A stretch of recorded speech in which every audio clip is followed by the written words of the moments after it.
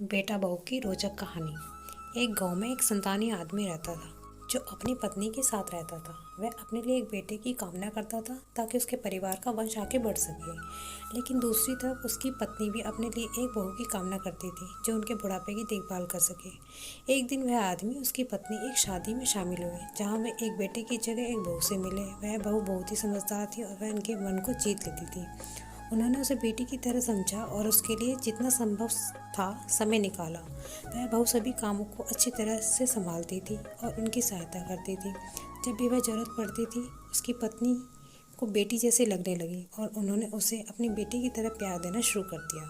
धीरे धीरे उनके घर में सभी दोनों के बीच अच्छे रिश्ते बन गए और उनके जीवन में बहुत सारी खुशियाँ आने लगी। इस कहानी से हमें यह सीख मिलती है कि बेटा बहू के बीच रिश्ते बहुत महत्वपूर्ण होते हैं। बहू को घर की लक्ष्मी के रूप में संभाला जाना चाहिए और उसके सम्मान और प्यार से आदर देना चाहिए। उसे उसकी आवश्यकताओं की समझ होनी चाहिए और उसकी मदद करनी चाहिए जब भी ज़रूरत हो। इससे बेटे की तरह उसे अपने परिवार का हिस्सा माना जा सकता है। इससे बहुत से विवाहित जोड़े भी सीख सकते हैं कि बेटे या बहू के लिए एक दूसरे के साथ संभल रहना बहुत ज़रूरी होता है। उन्हें एक दूसरे के संदर्भों को समझना चाहिए, एक दूसरे के साथ संवाद में रहना चाहिए ताकि उनके बीच समझौते हो सके।